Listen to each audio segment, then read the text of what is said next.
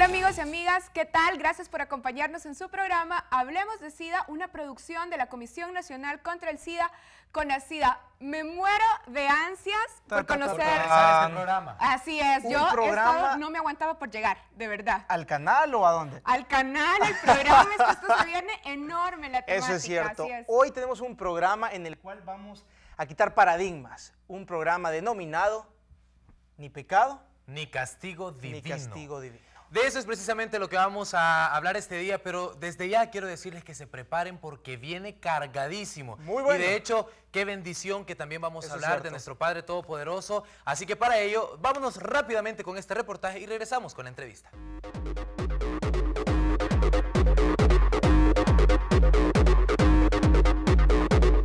Más de 25 años de la pandemia del VIH-Sida, muchas personas, incluso cristianos y católicos, continúan preguntándose si el SIDA es un castigo divino o pecado. Aclarémoslo. Acompáñame. ¿Dios castiga, monseñor? Bueno, a lo largo, claro que en la otra vida habrá un castigo por los pecados, ¿verdad? Que eso se llama infierno y hasta el mismo Jesús habla de eso. Pero de que en esta vida vamos a relacionar unas cosas, unos eventos o circunstancias o condiciones con el castigo, no se puede. El Señor, lo que Él permite que pasara a nosotros es para nuestra purificación. Y además de la Iglesia Católica, el Tabernáculo también tiene su posición con respecto a si el VIH-Sida será un castigo divino o pecado. Esto fue lo que nos dijo Pastor Toby Jr. Pero no me atrevería a decir yo que el SIDA lo diseñó Dios para dañar a sus hijos. Si Él es Padre, si Dios es amor, si Dios es perdón y entregó lo más importante que era su Hijo Jesús por mí, por usted y por los que creen en ese Jesús Todopoderoso y ese Dios Todopoderoso, ¿por qué haría Él un daño tan grande a la sociedad? El SIDA pone en discusión la imagen de Dios y el sentido de la relación religiosa, pues muchos atribuyen que el surgimiento de la enfermedad es el reflejo de la ira de Dios, convirtiéndose en un castigo, suponen. Ahora, sí quiero dejar claro que yo no lo consideraría un castigo de Dios, sino una consecuencia de la conducta humana, dentro del libre albedrío que Dios nos ha permitido tener. Para la Iglesia, todos los días del año son días del enfermo de SIDA, porque más allá de fechas y lazos rojos en el calendario o de creer erróneamente que es un castigo de Dios, la Iglesia se ocupa a diario de las personas que sufren. El 40% de los centros para el cuidado de enfermos de SIDA en el mundo lo aporta la Iglesia, el 26% dirigido por la comunidad católica. Tanto para niños como tenemos aquí, la Iglesia Católica tiene para los niños que tienen VIH. También el albergue para personas que están en San Marcos, para hombres y para mujeres, es de la Iglesia Católica.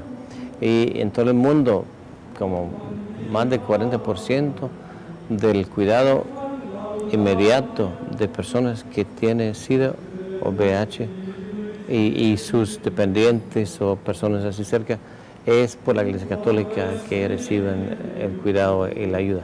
Entonces es un compromiso de la Iglesia muy grande y yo creo que hay reconocimiento de eso. Aquí en el país eso se ve. En El Salvador, el aporte de la Iglesia para con las personas afectadas con la enfermedad es evidente y es percibido por hombres, mujeres, niños y ancianos que la sufren.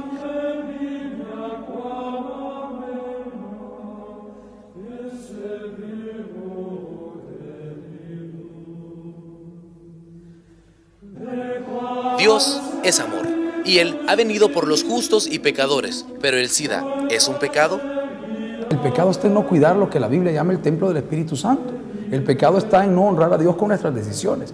El pecado está en haber abandonado el decálogo, los 10 mandamientos que Dios nos dejó como instrucciones de la vida, no para cargarme, no para amargarme, sino para que me vaya bien en todo lo que yo emprenda. Dios no puede evitar el mal, pero sí ama y acoge en su corazón a sus hijos, especialmente a los enfermos, y el deber de un cristiano es atender y apoyar a las personas que viven con VIH.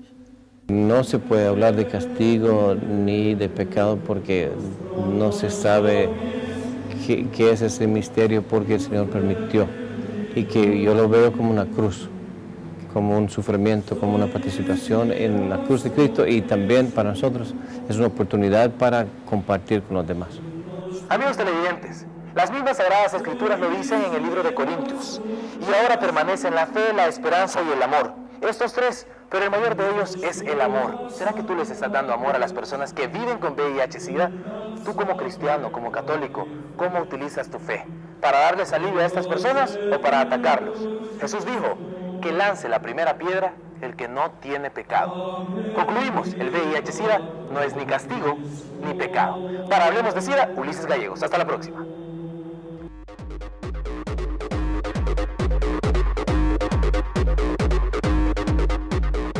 Y de eso precisamente es lo que vamos a desarrollar este día, Karen. Ni castigo divino ni pecado. Así es, y para eso nos acompañan los expertos en el tema. Contanos, Ulises, quiénes nos acompañan el día de hoy. Con gusto, le damos la bienvenida al reverendo Luis Guzmán, quien es director de Iglesias Comunitarias Metropolitanas, y también al pastor Numa Rodesno, quien es pastor de la Comunidad Cristiana. Un placer que estén con nosotros, gracias. Pastor Rodesno, ¿el VIH es un castigo divino?